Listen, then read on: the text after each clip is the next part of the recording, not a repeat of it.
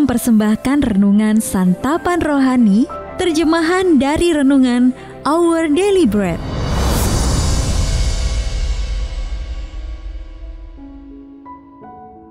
Untuk menerima notifikasi video baru kami, silakan tekan tombol subscribe dan tanda lonceng di bawah ini. Sahabat ODB, pembacaan Alkitab hari ini terambil dari Lukas pasal yang pertama, ayat yang pertama sampai dengan ayat yang keempat. Lukas pasal yang pertama, ayat yang pertama sampai dengan ayat yang keempat. Pendahuluan.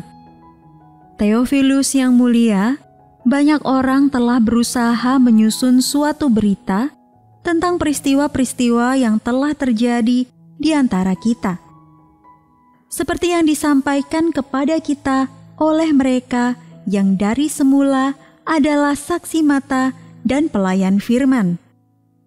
Karena itu, setelah aku menyelidiki segala peristiwa itu dengan seksama, Dari asal mulanya, aku mengambil keputusan untuk membukukannya dengan teratur bagimu, supaya engkau dapat mengetahui bahwa segala sesuatu yang diajarkan kepadamu sungguh benar. Ayat mas renungan hari ini terambil dari Lukas pasal yang pertama ayat yang ketiga. Setelah aku menyelidiki segala peristiwa itu dengan seksama dari asal mulanya, aku mengambil keputusan untuk membukukannya dengan teratur bagimu. Renungan hari ini berjudul Pencari Kebenaran, ditulis oleh Sheridan Fauci.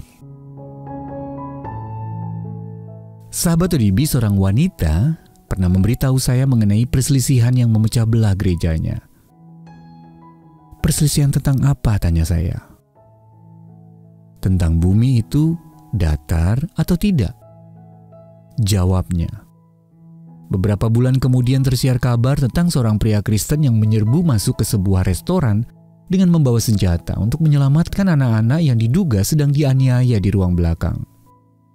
Sebenarnya ruang belakang yang dimaksud itu tidak ada dan pria itu pun ditangkap. Dalam kedua kasus tersebut, orang-orang yang terlibat bertindak menuruti teori konspirasi yang mereka baca di dunia maya. Orang percaya dipanggil untuk menjadi warga negara yang baik. Roma pasal yang ke-13 ayat yang pertama sampai dengan ayat yang ke-7. Dan warga negara yang baik tidak akan menyebarkan informasi yang menyesatkan. Pada zaman Lukas banyak cerita beredar tentang Yesus, dan sebagian dari cerita itu tidak akurat. Alih-alih menyampaikan begitu saja semua yang ia dengar, Lukas bertindak sebagai seorang jurnalis yang melakukan investigasi, berbicara dengan para saksi mata. Ayat yang ketiga berkata, ia menyelidiki segala peristiwa itu dengan seksama dari asal mulanya dan menuliskan temuannya ke dalam Injil. Di dalamnya terdapat banyak nama, ada kutipan, dan tentunya kesaksian orang-orang yang mengalami langsung. Jadi bukan klaim yang tidak bisa diverifikasi kebenarannya. Kita dapat melakukan hal yang sama, karena informasi palsu dapat memecah belah gereja dan mengancam nyawa. Memeriksa kebenaran suatu fakta adalah tindakan mengasihi sesama. Ketika mendengar sebuah cerita sensasional, tentu saja kita dapat memverifikasinya dengan para ahli yang berwenang dan bertanggung jawab, sehingga kita menjadi pencari kebenaran, bukan penyebar kesalahan. Tindakan tersebut akan membuat Injil dapat dipercaya. Lagi pula, kita adalah umat Tuhan yang penuh dengan kebenaran. Yohanes 1 ayat yang ke-14. Sahabat ODB, menurut Anda mengapa teori konspirasi menyebar sangat cepat? Lalu bagaimana Anda dapat menjadi seorang pencari kebenaran?